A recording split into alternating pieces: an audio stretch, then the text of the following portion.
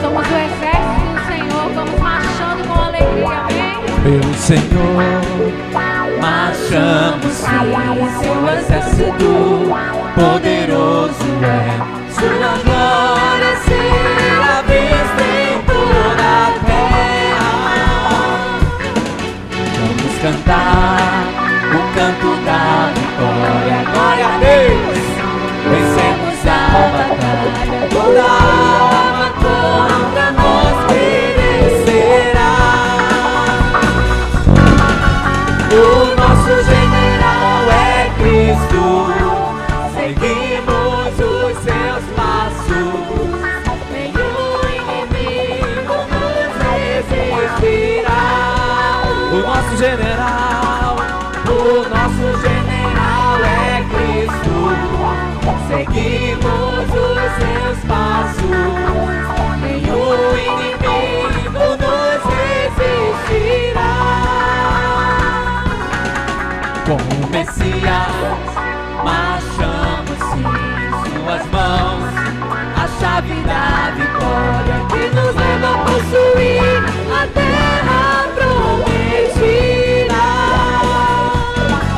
Vamos cantar o canto da vitória. Glória a Deus!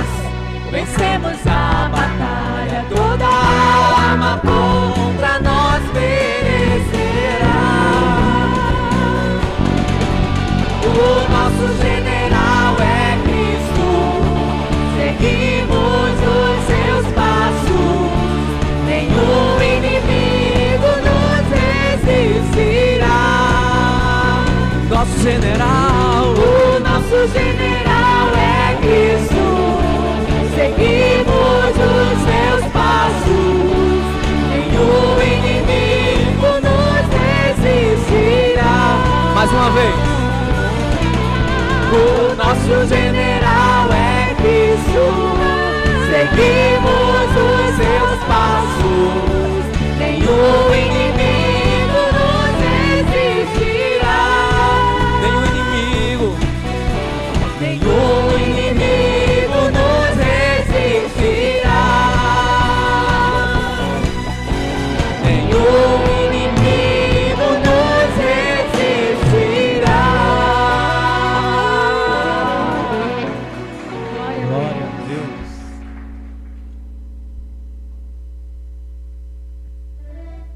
Estamos aqui com o único propósito, o único intuito de adorar nosso Deus, ao Rei maravilhoso, e nós exaltamos e adoramos um único nome, o nome que é sobre todo nome, o nome mais poderoso de todo mundo.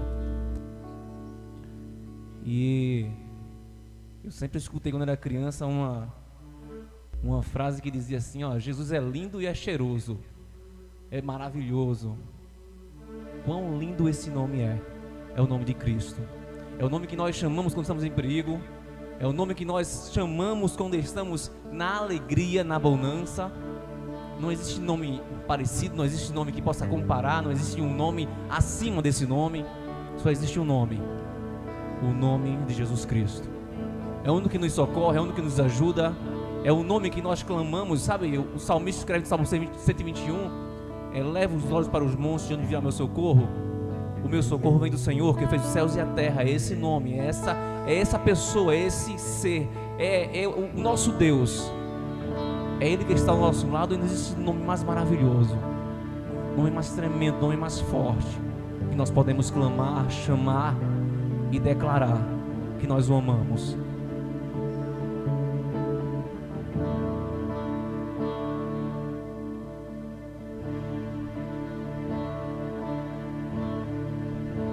No início eras a palavra,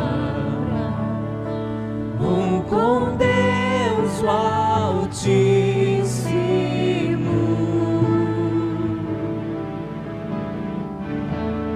O mistérios de tua glória, Cristo em ti se revelou. Oh, quão lindo esse nome!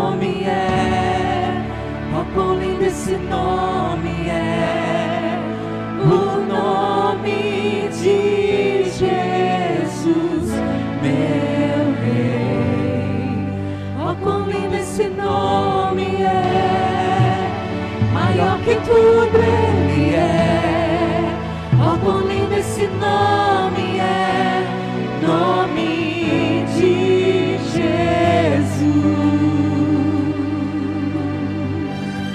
Deixou o céu para buscar-nos, veio pra nos resgatar.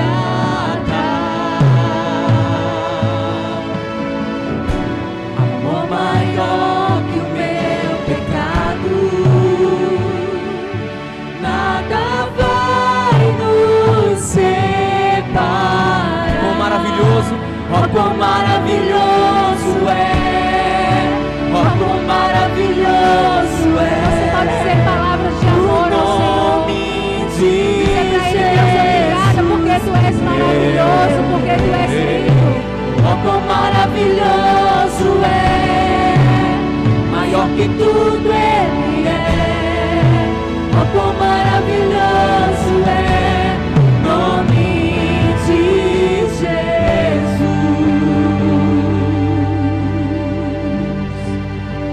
A morte venceste, o véu tu rompeste, a tumba vazia agora está. O céu te adora, proclama tua glória, pois ressuscitaste, vivo estás. És invencível,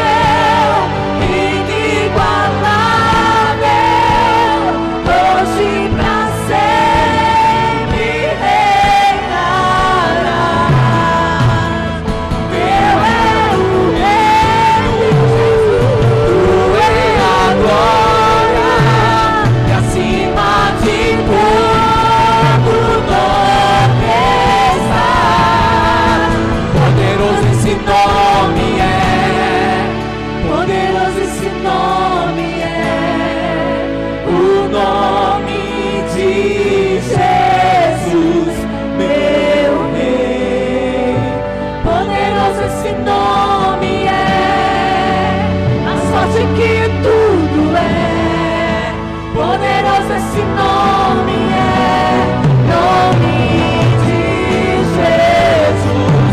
Poderoso esse nome é, poderoso esse nome é, o nome de Jesus, meu Rei.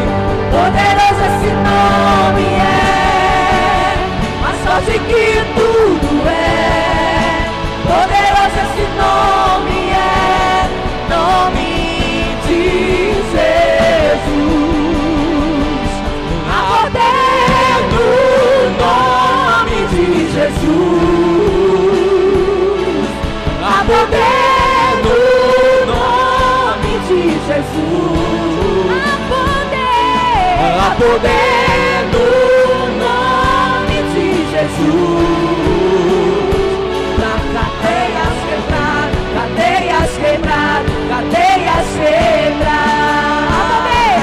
Há poder do nome de Jesus. Há poder do nome de Jesus. Há poder do nome de Jesus.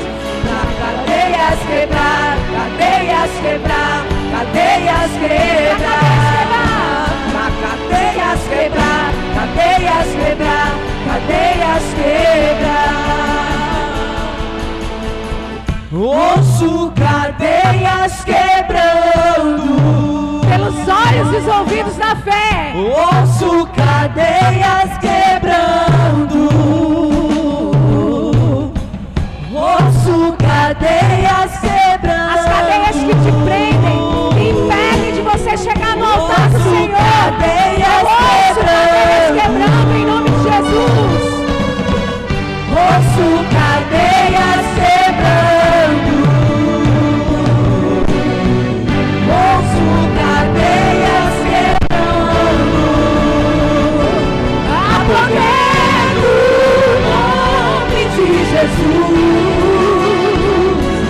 há poder no nome de Jesus,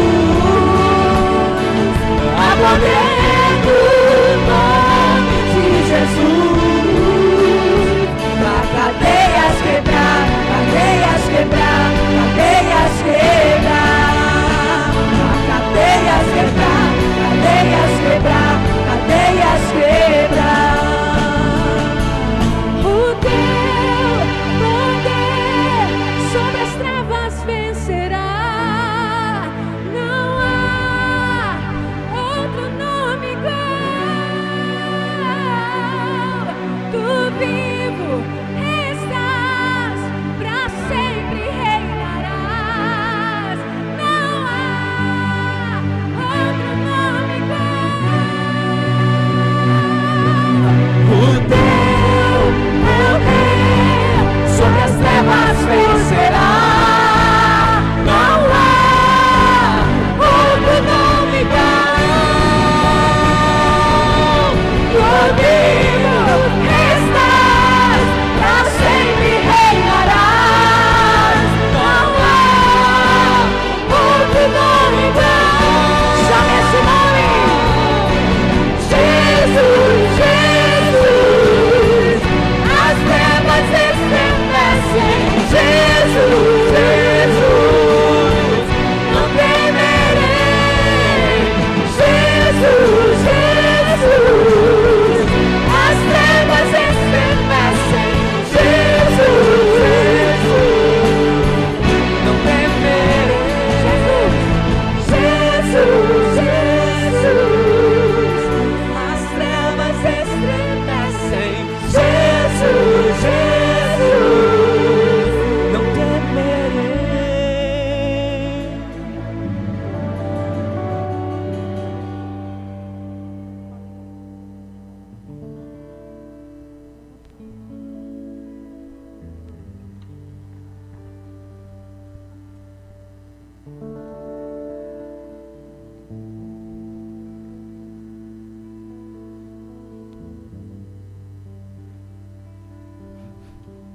Som. Saúde a igreja com a graça e a paz de nosso Senhor Jesus Cristo, amém? Glória a Deus. Vamos abrir nossas Bíblias no Evangelho de Mateus, capítulo 5, do versículo 1 ao 12.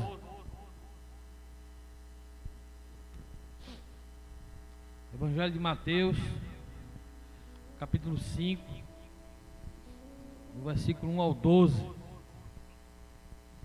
Esse é o texto que o Senhor Jesus colocou no coração da pastora para a edificação da igreja nesta noite.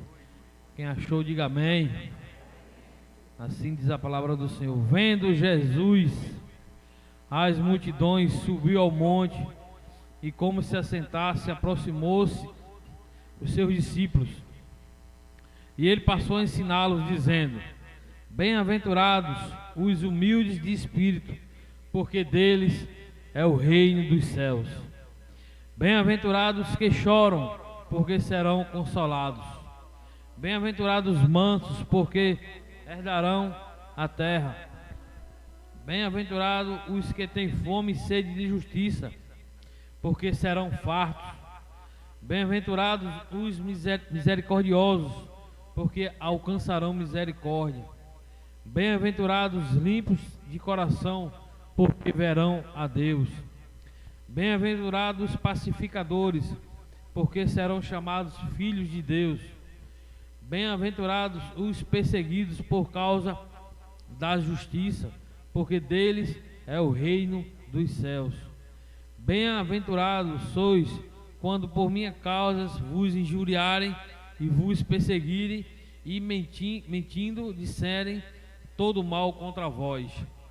Regozijai-vos e exultai, porque é grande o vosso galardão nos céus, pois assim perseguiram aos profetas que vieram antes de vós. Assim diz a palavra do Senhor. Demos todos graças a Deus. Pode sentar, queridos.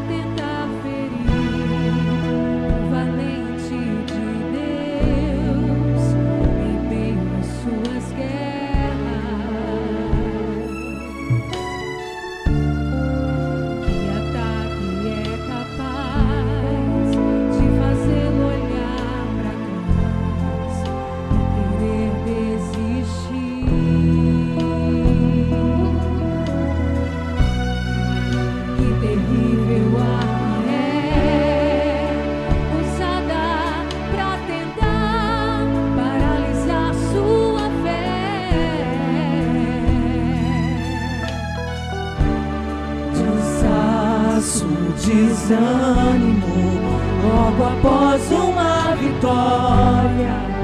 É a mistura de um desgaste com o contra-ataque do mal. A dor de uma perda ou a dor da traição.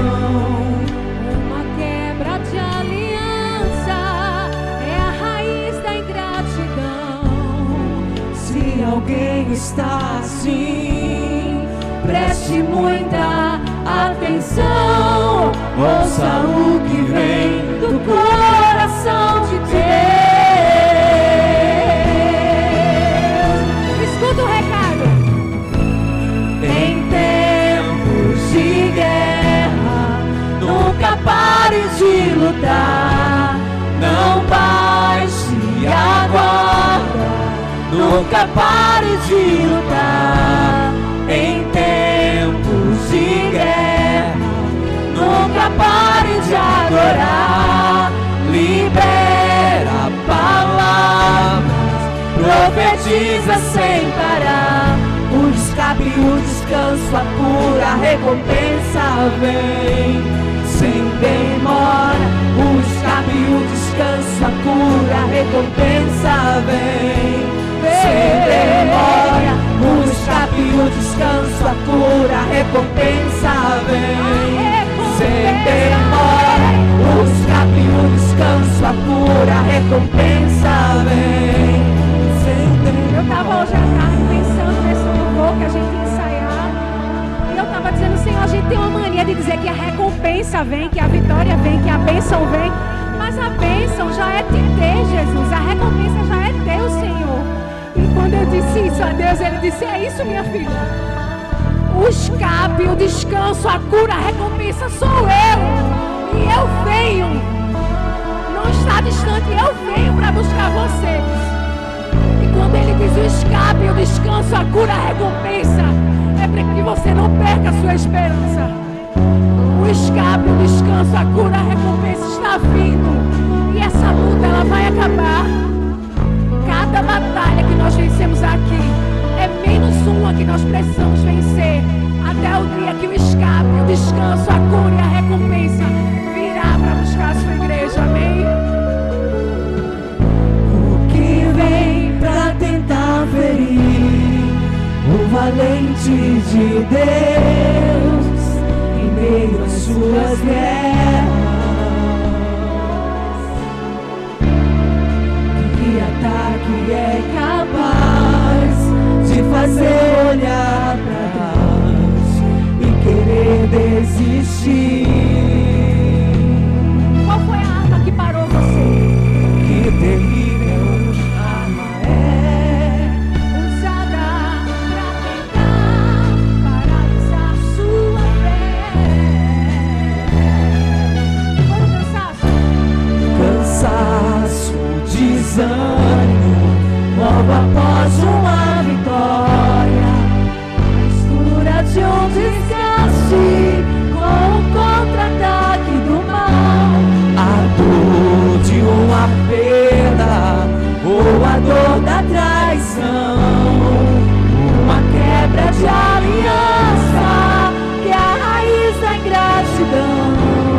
Se alguém está assim, preste muita atenção. Ouça o que vem do coração de Deus.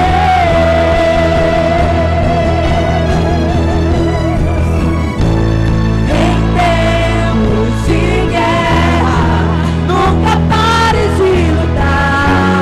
Não baixe a guarda, nunca pare de lutar.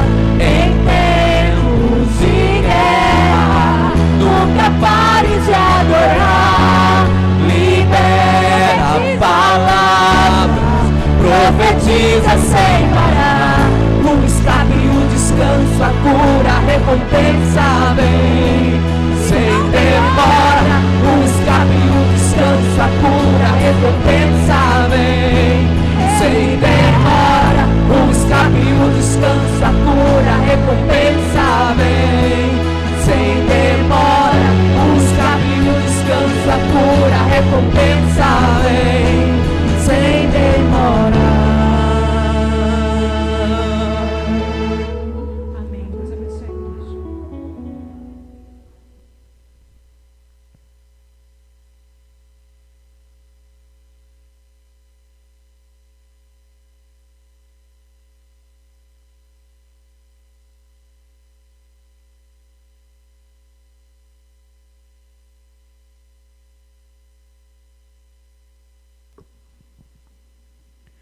Senhor Deus e Pai, nós nos apresentamos aqui, Paizinho, com o coração grato. Nosso desejo no nosso coração é te adorar, Deus. Nosso desejo é chegarmos aqui, Senhor Deus, e agradecer por tudo que tu tem feito, Pai. Tudo que tu fizeste por nós durante essa semana que passou. E viemos também, Senhor Deus, entregar nas tuas mãos a próxima semana, Pai, para que nós possamos descansar em ti, Senhor Deus. Aqueles corações que andam ansiosos, andam querendo saber das coisas de forma antecipada, que possa entregar nas tuas mãos essa ansiedade, essa angústia que tem tomado conta da mente e do coração de tantas pessoas, que as pessoas possam sentir o conforto e a paz que vem só de ti, Senhor Deus. E assim nós nos achegamos aqui, Senhor Deus, certos de que estamos na tua presença para louvar e adorar, engrandecer o teu nome. E também, Senhor Deus, refletir sobre a tua palavra, Pai.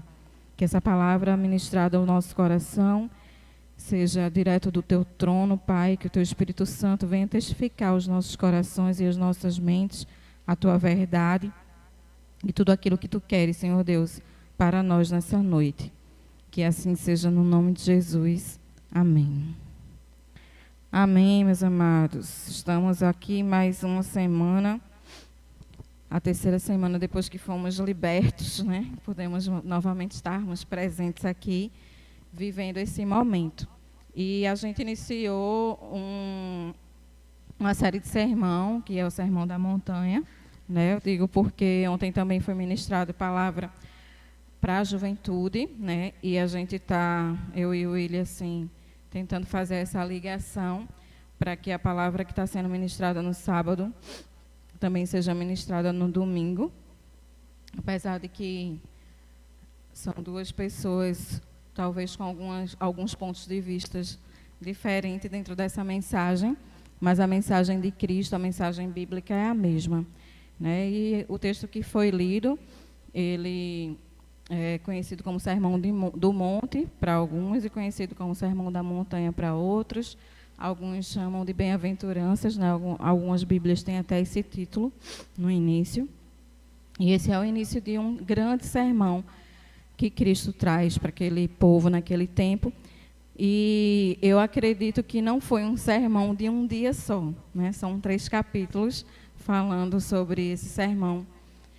Mas eu acredito que foram as melhores partes, né, de tudo que o Senhor, de fato, ensinou e aplicou ali naquele monte, que foi retirado para que a gente possa hoje também estar refletindo sobre essa palavra e estar também sendo ensinado a partir dessa palavra.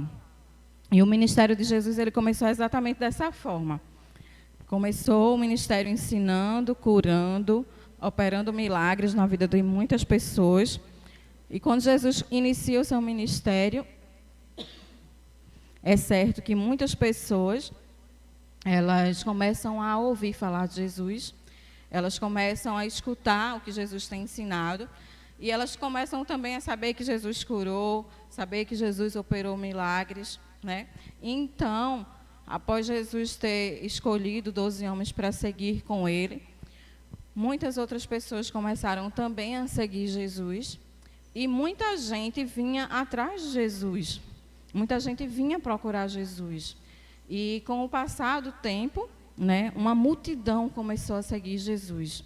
Então era de costume Jesus subir nesse monte para ensinar. Jesus sentava lá no meio do povo e começava a falar sobre o reino de Deus, sobre tudo aquilo que era essencial para que as pessoas aprendessem.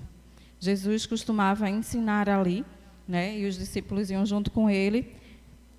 E algumas pessoas, ou uma multidão, também se achegavam ali naquele lugar.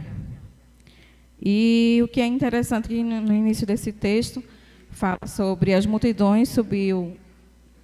Vendo as multidões, Jesus subiu ao monte e se assentou. Seus discípulos se aproximaram dele e ele começou a ensiná-los, dizendo, né? Então, uma multidão, né, segue ao Senhor e os discípulos também. E eu acredito que no meio disso tudo tem ali pessoas que querem aprender, tem pessoas que querem apenas ouvir, tem gente curiosa ali esperando só algo para apontar a Jesus, e tem algumas pessoas também querendo receber cura, querendo receber milagre. E eu penso, né, a Bíblia não diz isso, mas eu acho que Jesus, quando olhou para aquele povo todo e quando olhou para aqueles discípulos, ele pensou, né? Ah, vocês querem aprender de mim? Vocês querem receber cura? Vocês querem ver eu operando milagre? Vocês querem realmente saber como viver essa verdade? Como, de fato, ser um filho de Deus? E aí eu penso que Jesus disse, que tal começar assim? E aí ele começa a falar. Vocês me perdoem que eu estou com uma crise alérgica, um cansaço, a minha voz está meio puxada, mas a gente vai conseguir concluir.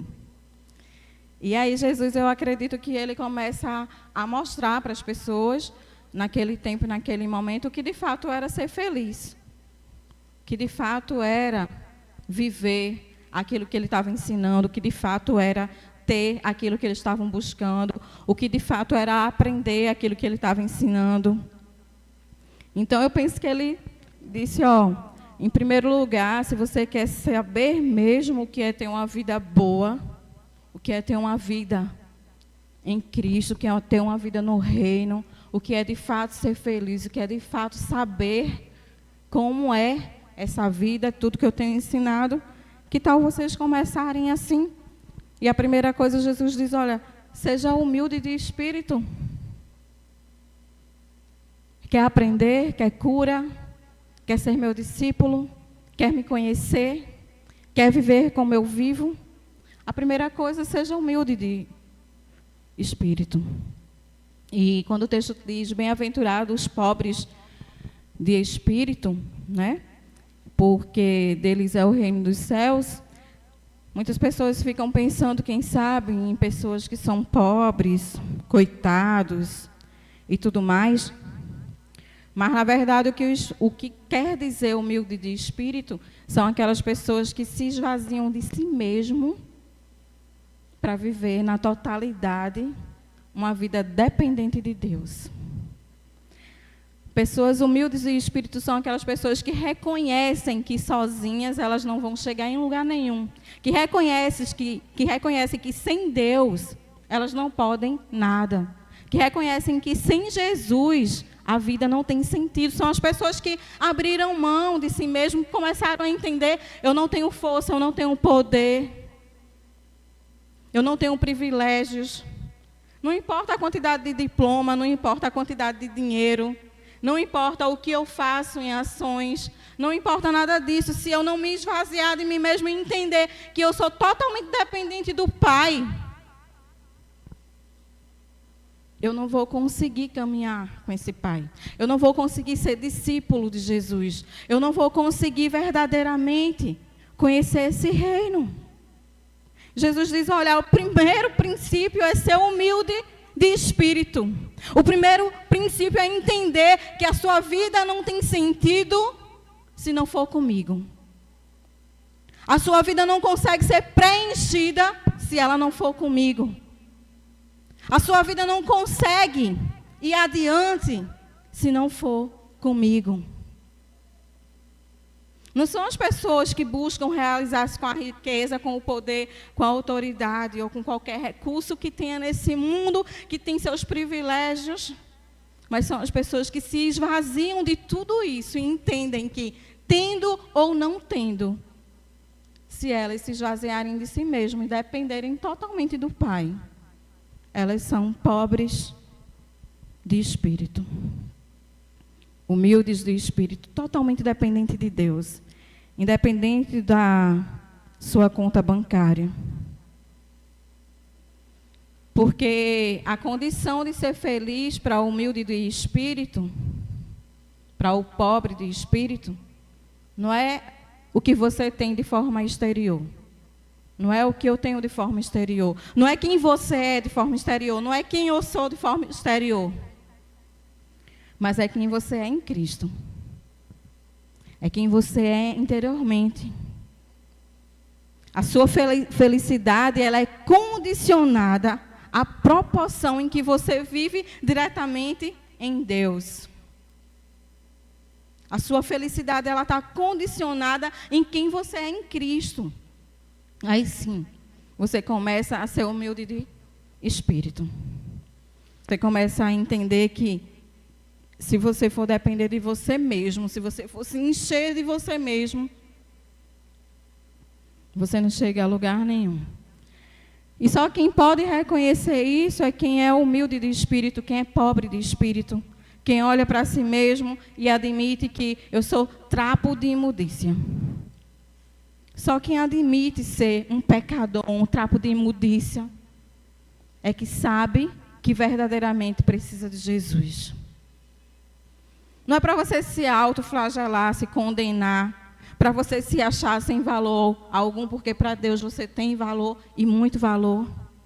Mas é para que você entenda que o seu eu, o seu ego, ele deve ser extraído de você para que Jesus possa operar de forma completa na sua vida. Para que você entenda, para que você veja, para que você saiba que quem você é sem Cristo não tem valor algum. E aí Jesus continua. Seja o que chora, bem-aventurados ou felizes os que choram. E isso é algo que contradiz muito o que nós vivemos hoje. Porque quando nós vemos alguém chorando, a gente sempre acha que essa pessoa está ruim, que ela está triste, que ela está sufocada, que ela está passando por algum problema. Quando a gente começa a ter algo na nossa vida que traz o choro pesado no nosso coração, a gente nunca quer viver isso. E como é que Jesus olha e diz assim, olha, felizes os que choram. E eu pergunto, e quem são os que choram? Porque quando Jesus fala sobre isso, ele não está falando dos teus problemas. Ele não está falando das tuas dificuldades. Mas ele está falando do teu estado espiritual. Ele está olhando para dentro de você e dizendo, olha, felizes quem reconhece espiritualmente que tem uma dívida com Deus. Que olha para quem ele é ou para quem ele foi, para os seus pecados e chora dizendo, eu quero ser transformado. Pessoas que olham para dentro de si e sabem que não podem resolver nada se não for na dependência do Pai. Sabe por que muitas vezes a gente chora demais e com revolta no nosso coração? Porque muitas vezes a gente acha que as coisas que acontecem na nossa vida é injusto. E a gente se coloca num patamar de dizer, Deus, eu não mereço isso. Senhor, eu não mereço passar por isso. Por que comigo? Por que com meu filho? Por que com meu marido? Por que com a minha casa? Parece que a gente quer ser melhor do que qualquer outra pessoa. E quando vem esses sofrimentos e essas dores, a gente não quer aceitar, não quer viver isso. Mas quando a gente começa a entender que só através de Jesus nós podemos solucionar todos os nossos problemas. Que quando nós dependemos dele e nos lamentamos aos seus pés, ele vem sobre nós com a sua misericórdia. Porque só Deus pode resolver a situação de quem chora. Só que a gente precisa entender isso, porque muitas vezes quando a gente está nesses momentos de abatidos, chorosos, a gente murmura, a gente reclama, a gente muitas vezes até procura quem não é para procurar. A gente vai conversar com pessoas que não edificam a nossa vida e a gente esquece que só Deus pode operar e trabalhar num coração abatido de espírito. Só no reino de Deus é que nós verdadeiramente seremos consolados. E Deus, ele opera isso através do nosso Senhor Jesus Cristo, porque Cristo veio exatamente para isso. Para trazer esperança para a gente. Portanto, mesmo em meio a essas dores que chegam, quando o nosso choro não é de murmuração, mas é um choro de entrega. Quando o nosso choro não é de rejeição, mas é um choro de confiança em Cristo, aí sim nós começamos a entender esse amor incondicional de Deus sobre as nossas vidas e essa paz que excede todo entendimento sobre nós. Porque só Ele pode consolar esse choro.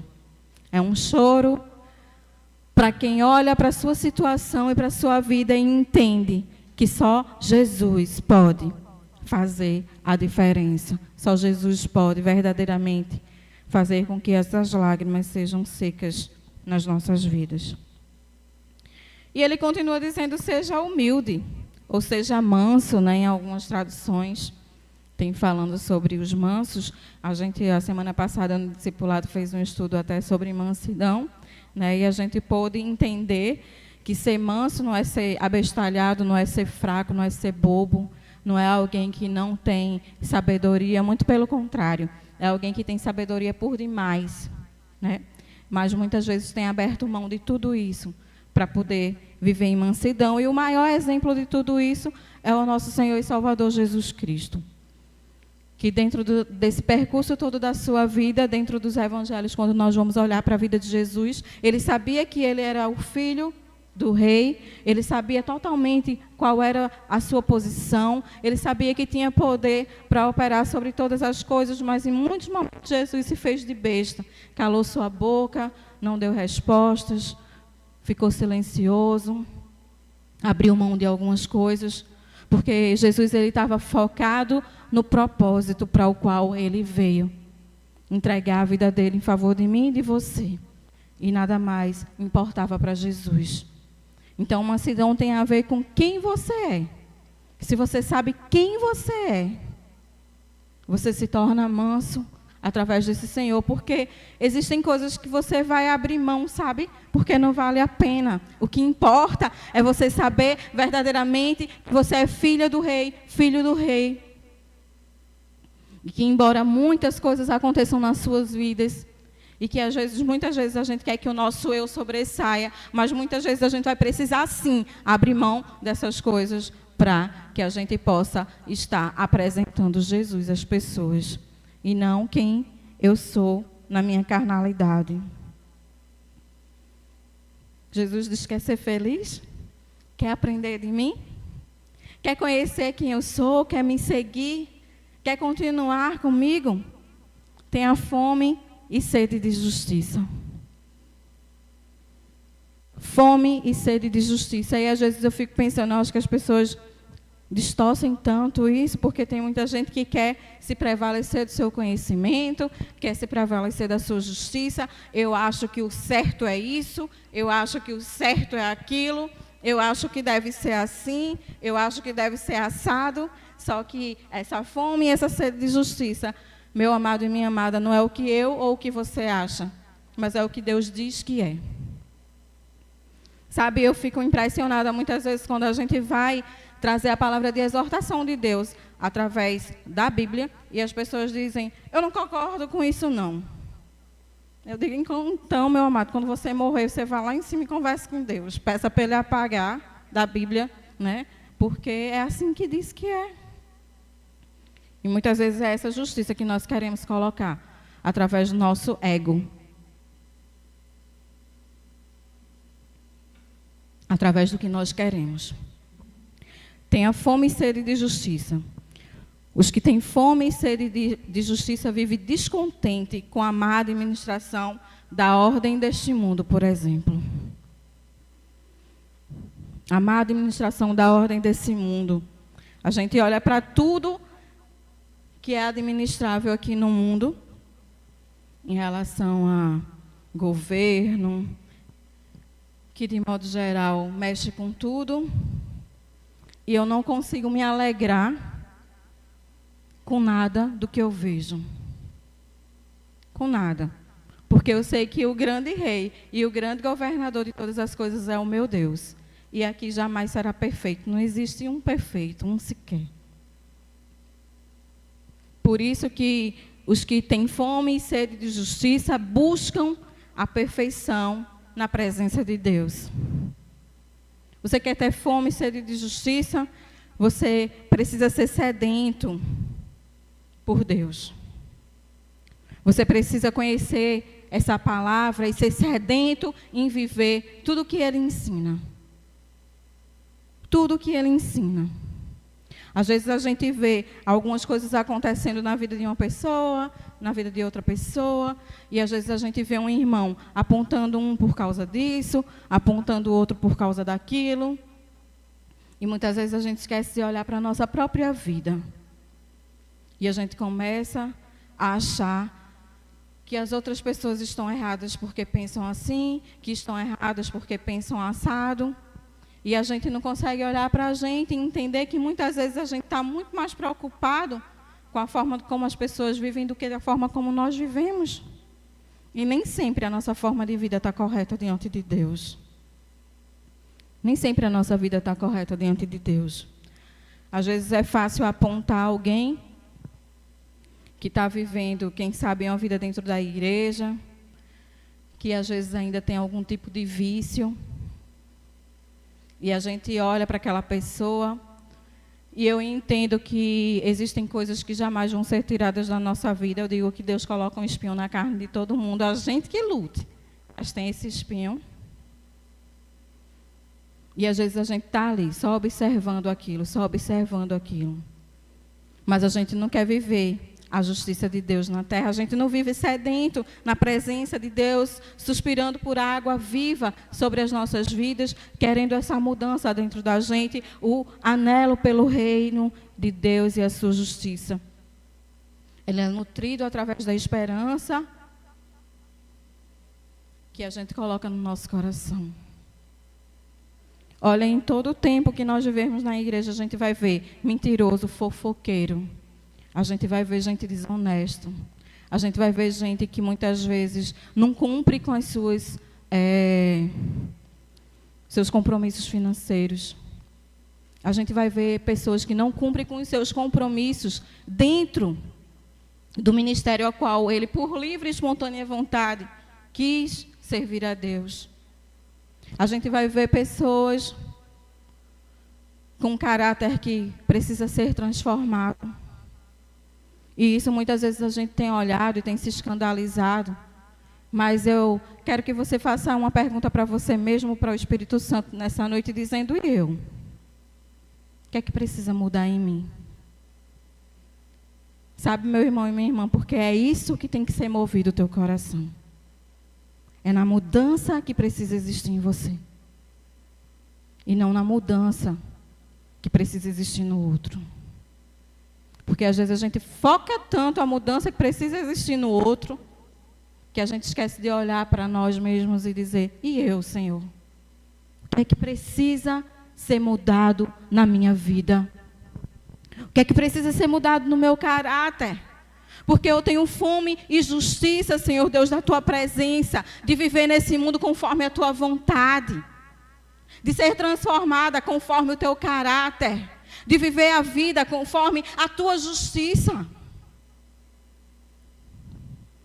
Sabe, da lista de coisas que você já fez, quem sabe para que Deus mude até no seu cônjuge, no seu filho, no seu irmão, na sua irmã, na sua mãe, quem sabe na sua vizinha, na sua sogra.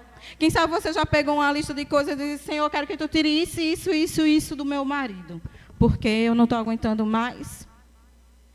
E quem sabe se você começar a mudar essa lista e olhar para dentro de você mesmo e dizer: Senhor, eu preciso que Tu tires isso e isso da minha vida. E muitas vezes é nessa correção interna, na nossa própria vida e no nosso próprio caráter, que através dessa mudança e dessa transformação, outras coisas e outras pessoas vão sendo transformadas e vão sendo alcançadas através da nossa vida. Sede e fome de justiça, não dos homens, não a sua, não a minha, mas a de Deus. E Jesus continua. Vamos lá. O que quer continuar caminhando comigo, quer aprender mais de mim, seja misericordioso. E às vezes eu fico olhando assim, as pessoas olham para a vida do outro e confundem muitas vezes a misericórdia com as boas obras. Boas obras e misericórdia não tem nada a ver um com o outro, porque tem tanta gente ruim que dá cesta básica. Tem tanta gente que não presta, que não vale nada, que dá dinheiro para ajudar alguém doente. Tem gente que é tão ruim dentro de casa, mas quando vê alguém precisando de alguma coisa, é o primeiro a dizer, estou aqui para ajudar. Mas dentro de casa, às vezes trata o filho e a mulher tão ruim. Misericórdia e boas obras não tem nada a ver uma coisa com a outra. Eu até ouso dizer que as boas obras nem têm muito a ver com aquele propósito de Jesus, porque tem muita gente também que faz boas obras, mas que não chega nem perto de um passo de Cristo. Eu diria, chega nem perto do chulé de Jesus. Misericórdia de Deus é saber que, apesar de quem nós somos, a graça de Deus é derramada sobre a minha e sobre a tua vida, e esse amor incondicional sobre nós nos tira da condenação. Deus, Ele olha para mim e para você e derrama sobre nós a misericórdia. Ou seja, Deus olha para mim e para você e Ele sente a minha dor, Ele sente a tua dor, Ele conhece os teus erros, os meus erros, a minha fraqueza, a tua fraqueza. Ele sabe exatamente do que nós somos capazes de fazer na sua presença ou fora dela. Mas mesmo assim, Ele decide nos amar e derramar sobre nós a graça. Aquilo que nós não merecemos, aquilo que nós não temos o direito, um favor imerecido. Um presente embrulhado num papel mais lindo, Ele entrega para a gente, olhando exatamente para quem a gente é. E quem é misericordioso, quem quer ser misericordioso, Jesus está dizendo, quem quer aprender de mim, seja misericordioso. É você fazer exatamente com o teu próximo. E tudo aquilo que Deus faz por você, da mesma forma que o Senhor trata você. As pessoas que praticam assim, elas são misericordiosas.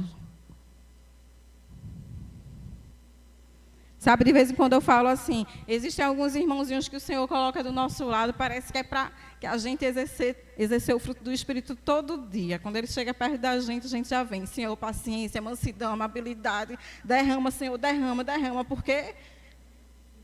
Pronto, é isso. A misericórdia é você olhar para aquela pessoa que, às vezes, você diz assim, não vale nada. Mas você vai amar aquela pessoa. E você vai exercer sobre a vida dela a misericórdia. Que Deus exerce sobre as nossas vidas todos os dias, apesar de nós. Porque nós vivemos em busca de uma santidade, nós temos a nossa vida separada para viver uma vida com Deus, nós evitamos fazer várias coisas verdadeiramente que desagradam a Deus, e eu sei que a Igreja de Cristo tem buscado isso na sua vida, no seu cotidiano, é lógico, senão não faria nenhum sentido estar aqui. Se você não tem exercido isso na tua vida e no teu coração, de estar abrindo mão de quem você é, exercendo essa misericórdia, não tem muito sentido continuar. Porque na mesma medida que o Senhor derrama sobre a graça, sobre a minha vida e a tua vida, nós precisamos assim retribuir ao nosso próximo. Não é a quem merece, não é a quem é bonzinho para mim, não é a quem eu amo, mas é principalmente aqueles a quem nós olhamos e muitas vezes tanta gente diz, esse aí não tem mais jeito. E nós estamos ali, operando sobre as suas vidas com misericórdia, assim como Cristo opera sobre a minha e a tua vida. E a palavra de Deus diz em Tiago 2,3 o seguinte, os perdoadores serão perdoados, mas os que não perdoam não serão perdoados. Desculpa, aí é Mateus 6, 14 e 15. Tiago 2,13 diz: os que não usam de misericórdia serão julgados sem misericórdia. E os humilhados serão exaltados e os exaltados serão humilhados. Mateus 23:12. Marcos 10, 43, 44. Quem quiser ser grande ou o primeiro, será o servo de todos. Isso é exercer a misericórdia. Isso é viver a misericórdia sobre a vida das pessoas. E aí Jesus diz: seja misericordioso. Sejam misericordiosos. Bem-aventurados os misericordiosos, pois obterão a misericórdia. Ou seja, à medida que eu derramar essa misericórdia sobre as pessoas, Deus também estará assim derramando sobre a minha vida. E Jesus continua dizendo: seja puro de coração. Isso é difícil, viu? É bem difícil. E Jesus sabe bem porque Ele está falando isso. Os judeus, eles tinham um ritual que aí, onde eles chegavam, né, eles tinham que se purificar, né, tinha que estar tudo muito limpo, né, até mesmo hoje existem muitas pessoas, inclusive, que olham para um altar, para a Bíblia e acham que tudo isso aqui é muito, né, é muito celestial, não pode ser tocado de qualquer jeito e tudo mais. Não por questão de ordem, não por questão de reverência ao culto, mas por questão de achar que é algo verdadeiramente santo. E os judeus, eles tinham esse ritual de limpeza externa. E aí Jesus diz assim: olha, seja puro de coração. Aí Jesus está dizendo: olha, quem você é externamente, eu estou pouco me lixando. Se você está usando um ouro 18, se você está usando uma bijuteria, se você tomou banho 5 vezes hoje, se você só tomou 1. Ele está dizendo: seja puro de coração. O teu valor é quem você é por dentro. O teu valor está naquilo verdadeiramente ao qual o teu coração está ligado. Esses rituais de limpeza para mostrar a boa aparência, não tem nada a ver. Em algum momento na vida de Jesus, ele olha para os fariseus lá e diz: sepulcros caiados. Porque quando a gente não é puro de coração, a gente é igual a um jazigo. Às vezes a gente vai num cemitério, tem cada jazigo lindo, né? Você olha, nossa, mas a gente sabe que lá dentro só tem ossos podres. E Jesus está dizendo: não é o externo. Jesus não vem falar de quem eu e tu é aparentemente, mas ele está dizendo: olha, é por dentro. Se não vier de dentro, não tem sentido. Ele vem apresentar que nós precisamos ter esse coração limpo, que é o coração limpo que glorifica a Deus. Não é o que você apresenta ser, o que você parece ser, o que você quer ser, o que você quer desejar apresentar ser, mas é quem você é. E dessa forma você pode enganar a mim, você pode enganar um monte de gente, quem sabe todos que estão aqui hoje, mas a Deus você não engana, porque é exatamente o teu coração que Ele conhece. É exatamente quem você é no secreto que Ele conhece.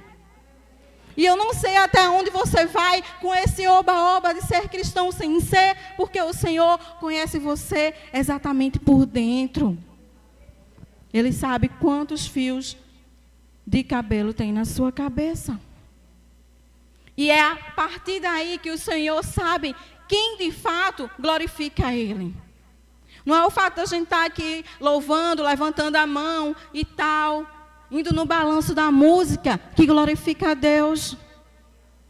Não é a quantidade de versículos citados na tua oração, ou que você já conhece da Bíblia que glorifica a Deus, mas é quem de fato você é, e o que de fato você vive.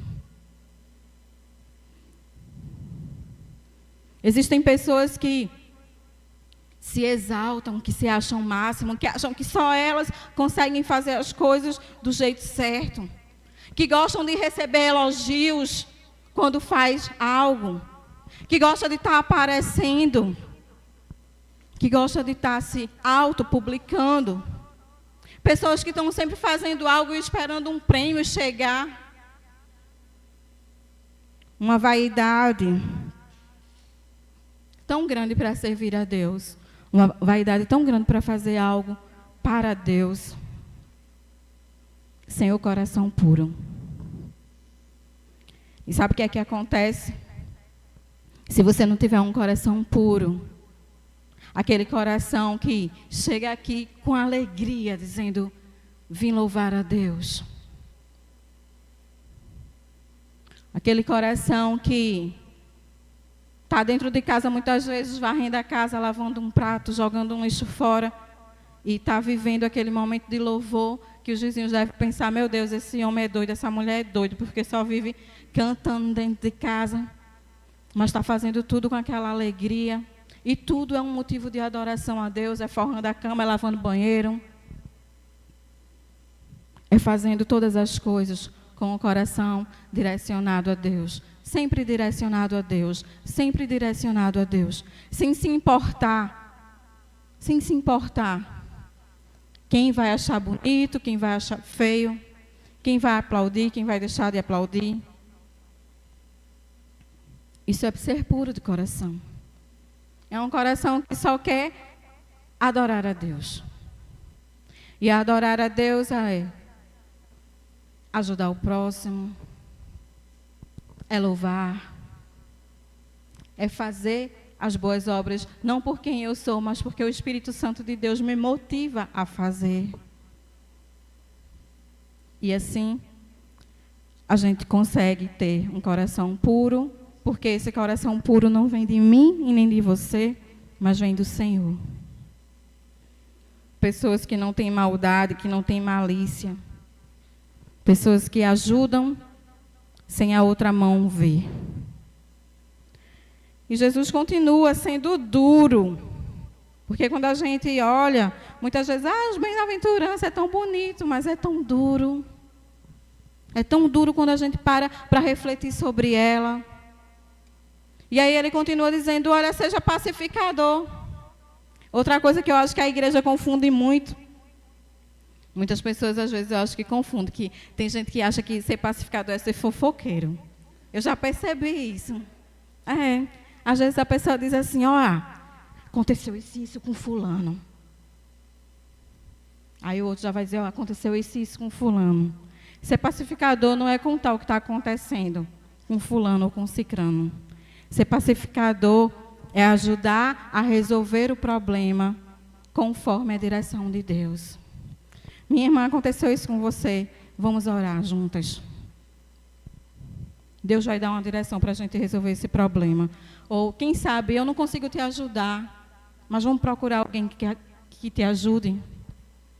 Ou procura fulano, procura ciclano. Faz isso, faz assim. Olha, a palavra de Deus nos direciona a isso. A palavra de Deus nos direciona aquilo. A palavra de Deus nos direciona a perdoar. A palavra de Deus nos direciona a resolver o problema.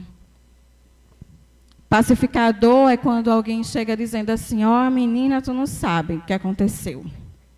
Fulana disse isso, isso, isso. Menina, mulher crente, tanto tempo dizer um negócio desse. Aí pronto. Poxa, fulana disse isso de mim, meu Deus, o que foi que eu fiz com fulana?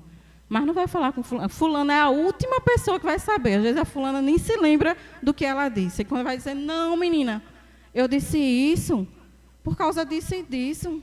Não tem nada a ver com o que vocês estão pensando. Então, muitas vezes, a pacificação, ela leva a gente a trazer discórdia para a igreja. E a palavra pacificador é justamente a gente trazer o estado de paz que Deus derrama sobre nós, a vida do outro. O caráter de quem é pacificador tem o fundamento principal, o estado da paz, que vem de Deus. Que Ele derrama sobre mim e sobre você. Não é porque a gente é lesa, não é porque a gente é demente, não. É porque as coisas estão acontecendo, mas o Espírito de Deus, que é pacificador, Ele traz para a gente um novo olhar. Olha quantas coisas ruins deixaram de acontecer na minha vida, porque eu fico sabendo de uma coisa aqui, uma coisa ali, e eu paro e digo, não, existe o outro lado da história e eu preciso escutar o outro lado. Porque se eu for escutar só um lado e tomar um partido, eu não estou sendo pacificadora. Quando os nossos filhos brigam em casa, a gente pelo menos deve dar o direito dos dois explicarem a história. Porque se a gente for direcionado só por uma história, pode ser que o outro se dê mal. Ser pacificador é a gente buscar a ordem do que aconteceu. O passo a passo, tudo o que está por trás daquilo ali, para que a gente seja de fato um agente de Deus. Nessa contenda, nesse problema, seja no que for. Porque aqueles que estão ligados com Deus são identificados como filho de Deus através da paz que Ele estabelece sobre todas as coisas. Nós somos agentes da paz, promotores de Deus aqui na terra. Nós não somos pessoas que semeiam a contenda entre os irmãos, mas nós somos pessoas que abominam a contenda entre os irmãos. A gente não é a pessoa que joga o álcool, o querosene na fogueira para que o incêndio seja mais rápido. Mas a gente também não é a pessoa que apaga a fogueira para que ela seja fria e vire cinzas e fique no mar do esquecimento. Mas nós somos o agente pacificador, que chega e conversa, cuida e trata do problema para que ele seja resolvido, para que nós permanecermos no Espírito de Deus. E por isso, quando nós agimos dessa forma, nós somos conhecidos como filhos de Deus, pacificadores. E por fim, Jesus diz: seja perseguido por causa da justiça. Perseguidos, diz o verso 10, 11 e 12. Bem-aventurados os perseguidos por causa da justiça, porque deles é o reino dos céus. Bem-aventurados sois quando, por minha causa, vos injuriarem e vos perseguirem e mentindo disserem todo o mal contra vós. Regozijai-vos e exultai, porque é grande o vosso galardão nos céus, pois assim perseguiram os profetas que vieram antes de vós. E eu fico sempre pensando nisso, até nesse tempo de coronavírus mesmo, eu fico olhando para algumas questões dentro da igreja. Tem uns que não valem muito a pena falar, não, mas tem uns que dá para falar assim meio por alto. De algumas pessoas que olham para esse momento que nós temos, né, e ficam em pânico, porque tem algumas pessoas que precisam sair de casa. Muita gente precisa sair de casa para trabalhar, e tem muita gente com desejo no coração de sair de casa para cultuar a Deus, para viver um momento com Deus, de forma de comunhão, mesmo como nós já estamos acostumados há décadas e décadas de anos. E muitas pessoas têm apontado, né? E eu fico pensando assim, se começar a perseguição da igreja, eu acho que vai ser complicado ainda. A igreja não está pronta para isso. Não estou querendo dizer que quem não vem, quem não sai, está errado, não. Cada um sabe quais são os seus limites. Eu estou falando daqueles que apontam e julgam a igreja de viverem esses momentos. E Jesus, ele nunca enganou a igreja. Quando a gente vai conhecer a palavra de Deus, a gente vai ver que Jesus nunca enganou os seus seguidores, porque ele sempre falou para a igreja que a vida não ia ser fácil. No mundo tereis aflições, mas tem de bom ânimo, eu venci o mundo. Jesus o tempo todo alertou a respeito das possíveis perseguições, das injúrias, das calúnias. Jesus o tempo todo falava sobre isso. E ele mesmo foi alguém que foi apontado várias vezes. Jesus sofreu várias injúrias, várias injustiças. E ele sempre alertou os seus seguidores que seria dessa forma, que não seria diferente. Porque a justiça, ela consiste exatamente em eu e em você viver os preceitos divinos. Quem vive a verdade de Deus, quem vive os ensinamentos de Deus, quem busca uma vida em santidade, vai ser apontado. Vai ser apontado sempre. E isso é que produz essa indiferença, muitas vezes, de algumas pessoas na minha vida e na tua vida. Existem pessoas que vão olhar e achar o teu comportamento ótimo, mas essas pessoas vão dizer, meu Deus, tudo para essa pessoa é errado, tudo para essa pessoa é pecado, tudo para essa pessoa não é de Deus, é de Deus. Porque, às vezes, as pessoas não conhecem os princípios ou fogem deles. E nós precisamos ser pessoas acreditadas em Cristo, pessoas de caráter. Então, muitas vezes, nós vamos ser agredidos pela nossa forma de vida, por aquilo que nós cremos, por aquilo que nós vivemos. Porque existem muitas pessoas que não aceitam o que Deus nos pede. E tem muitas pessoas também que nunca vão entender isso, porque nunca vão viver isso. Porque eu sinto muito em dizer que Jesus não morreu para todos, Jesus morreu para muitos. Jesus foi perseguido por causa da justiça, assim também como os seus discípulos foram perseguidos. Muitos cristãos nos primeiros séculos morreram, foram jogados na arena para os leões comerem, foram queimados, jogados em fogueiras, foram torturados de várias maneiras. Tudo porque estavam obedecendo, anunciando o Evangelho de Cristo. A perseguição religiosa, ela existe ainda hoje, ela é real e ela é terrível. Ela acompanha toda a história da igreja. Mesmo antes da Reforma Protestante, muitos cristãos já morriam, já tinham sido perseguidos, já tinham sido martirizados. E atualmente isso continua acontecendo, especialmente em países comunistas e muçulmanos, onde os cristãos e principalmente missionários são torturados, assassinados. Muitos deles são mortos de pontas pés, pauladas, cortados com facão, amarrados em árvores, e são mortos com sede e com fome. Tudo isso pela causa de Cristo. E eu fico olhando para a igreja de hoje e eu me pergunto, na vida atual, no nosso cotidiano, no nosso dia a dia, nós ainda continuamos sendo perseguidos, porém, nós somos perseguidos de uma forma muito leve, tão sutil, que nem sempre nós percebemos. Nós somos perseguidos no nosso trabalho, na nossa sociedade, muitas vezes dentro de casa e até dentro da igreja. Simplesmente porque nós damos testemunho de Cristo, dessa justiça de Deus.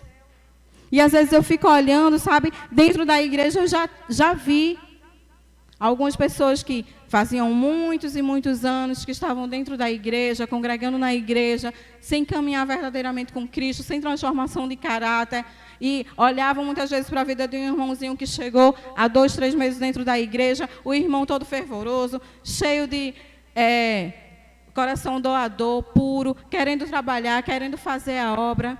E às vezes as pessoas olham e apontam para essas pessoas e dizem assim, eu estou aqui há tanto tempo, como o filho mais velho da história do filho pródigo. E ninguém nunca me chamou para fazer nada na igreja. Agora chega esse irmãozinho aí de ontem e já está fazendo isso e aquilo. Isso tem acontecido dentro da igreja, mas muitas vezes, meu irmão e minha irmã, você precisa olhar para a sua vida e você precisa perceber aonde verdadeiramente você está. Dentro dessa ordem, dentro dessa justiça de Deus. Se você começou verdadeiramente essa caminhada com Cristo, com o seu coração aberto a viver essa verdade de Deus, ou se você estacionou no tempo, apontando os erros e os defeitos da igreja, de um, de outro, murmurando o tempo todo, como se não quisesse crescer.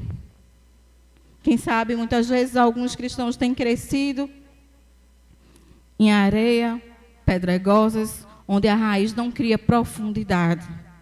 Porque uma vida real de um cristão, ela primeiro tem que crescer as raízes, fincar as raízes na rocha, para que ela cresça forte, para que ela seja frutífera, para que a vida dela seja uma vida real em Jesus Cristo. Os que são perseguidos por causa da justiça são bem-aventurados. Nós somos muitas vezes apontados pelo nosso casamento, por exemplo. Eu tenho uma amiga um casal em comum, amigo meu e de Júnior, que há muito tempo a gente conhece. E um dia desse a gente estava conversando, ela colocou no Facebook, acho que foi no Facebook, foi no Instagram, mas eu acho que foi no Facebook, ela colocou, ela tem 2 formaturas, foi formada na área financeira e foi formada não sei aonde, em 2 faculdades diferentes, e em seguida ela coloca, sou esposa de fulano, mãe de fulano e fulano, serva de Deus e tenho prazer em cuidar do meu lar. E o mundo não consegue entender isso. E muitas vezes quando a mulher abre mão de tudo para viver entregue aos cuidados do filho, do marido e da casa, ela é apontada por isso. Mas aquela pessoa é tão feliz naquela vida, porque foi uma decisão familiar. Ela entendeu que esse era o projeto de Deus para a vida dela, e não os diplomas que ela conquistou, mas viver uma vida cuidando dos seus filhos. As pessoas não conseguem entender isso, porque tem muita gente querendo os diplomas que ela tem, para viver uma história de honra profissionalmente. E ela desprezou os diplomas dela para viver uma vida de honra, sendo a mãe e a esposa a qual Deus colocou no coração dela para servir dessa forma. Muitas vezes a sociedade ela não vai entender essas coisas na nossa vida. Muitas vezes nós somos apontados dentro do trabalho, principalmente quando chega a sexta-feira, quando os amigos saem para beber cachaça, saem um para um lado, sai outro para o outro, e a gente diz, não, vou para casa. Meu lugar é em casa. A sociedade não aceita isso. A sociedade não aceita muitas vezes quando, por exemplo, as pessoas não aceitam ter o seu cabelo natural, a sua unha natural. Porque agora a moda é assim, assim, assado. E todo mundo tem que fazer dessa forma. E eu não estou querendo dizer que está certo ou que está errado, porque cada um tem o seu jeito de ser e o seu ego, né, para viver bem, apresentável, da sua forma, do seu jeito de ser. Mas eu estou dizendo que muitas pessoas abrem mão disso, não querem. E você precisa entender que ela é feliz desse jeito. É o jeito que Deus tem operado no seu coração para ser. E muitas vezes a sociedade quer impulsionar que seja daquela forma. E nós muitas vezes temos sido perseguidos por conta disso. Quando o homem é fiel à sua esposa, quando a esposa é fiel ao seu marido, quando os filhos são obedientes aos seus pais, quando você tem uma criança de 6, 7 anos que ainda não pegou num tablet, que não conhece a internet, tantas coisas são ignoradas. Quando as crianças falam a palavra de Deus, as pessoas muitas vezes dizem assim, meu Deus, esse menino deve ouvir isso de dia, de manhã, de tarde e de noite. E não é assim que a Bíblia diz que é para ser. E essa sociedade maluca fica perseguindo cada vez que a gente quer fazer as coisas da forma que tem que ser feita. Em um outro momento eu fui fazer algo também, uma negociação financeira, e as pessoas queriam que eu aceitasse uma condição diferenciada. E eu disse, eu não quero essa condição diferenciada. Eu quero os trâmites que eu preciso passar. Porque é assim que é o caráter do cristão. E a sociedade ela vai empurrando coisas no nosso meio, na nossa vida, na forma como a gente tem que fazer ou deixar de fazer. E isso é perseguição. Porque se a gente não tem conseguido honrar a Deus nesses pequenos detalhes, como é que nós vamos conseguir honrar a Deus quando verdadeiramente nós formos perseguidos? E precisarmos dizer sim para Jesus. Dizer sim para Jesus com a arma apontada na sua cabeça, dizer sim para Jesus amarrado numa árvore com fome, como alguns cristãos hoje vivem isso. O sofrimento da igreja por causa de Cristo são a extensão do sofrimento dele no seu próprio corpo. Quando nós sofremos essas injustiças na nossa vida, Jesus ele está conosco, sentindo as nossas dores e levantando o nosso ânimo, para que a gente possa entender que assim como ele venceu, nós também somos vencedores com ele. Não é que nós venceremos, nós somos vencedores com Jesus. E por isso ele disse, se alguém quer vir após mim, Negue-se a si mesmo, tome cada dia a sua cruz e siga-me. Porque qualquer que quiser salvar a sua vida, perdê-la-á. Mas qualquer que, por amor de mim, perder a sua vida, a salvará. Abrir mão de Jesus, abrir mão da sua vida, é abrir mão daquilo quem você é e do que você quer. Se você quer seguir a Jesus, se você quer ir com Ele, se você quer conhecer dEle, se você quer ser discípulo e aprender dEle, você precisa negar a si mesmo. Tomar a sua cruz é viver todos esses processos que eu citei e segui-lo. Porque quando aparentemente parece que nós perdemos a nossa vida, nós a encontramos. E quando muitas vezes o mundo apresenta algo para nós que parece que nós ganhamos a vida, nós a perdemos. Seguir a Jesus é o único caminho que nos leva à vida. Embora muitas pessoas olhem para nós e nos vejam mortos, assim como muita gente tem visto ainda Jesus morto no madeiro, mas Ele é vivo, está vivo e vai voltar para buscar a sua igreja. E eu e você somos vitoriosos com Cristo e em Cristo. E Ele vai voltar. E é isso que deve animar as nossas vidas. Que Deus nos abençoe.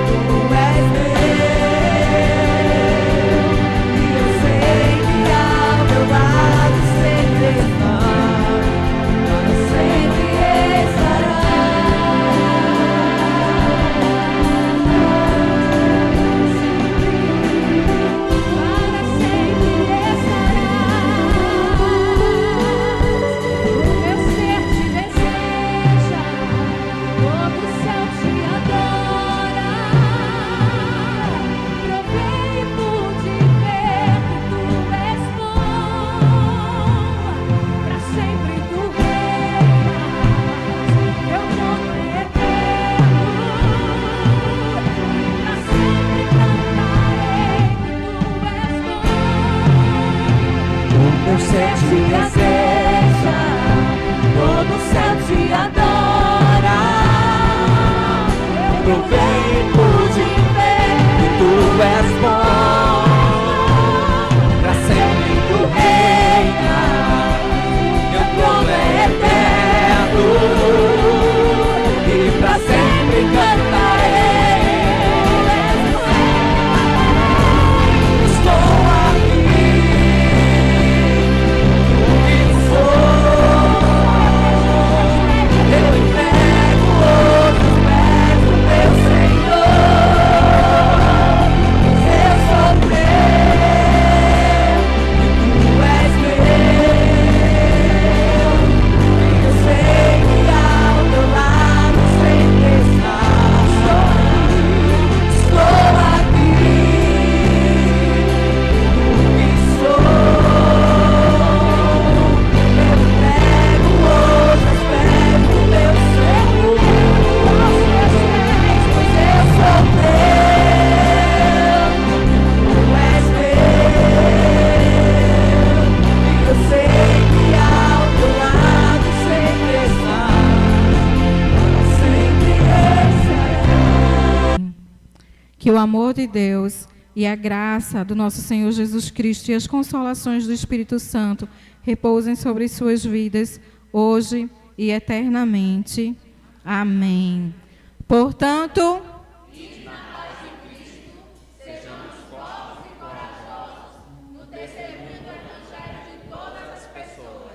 sirvamos ao Senhor com alegria, no poder do Espírito Santo. Aleluia.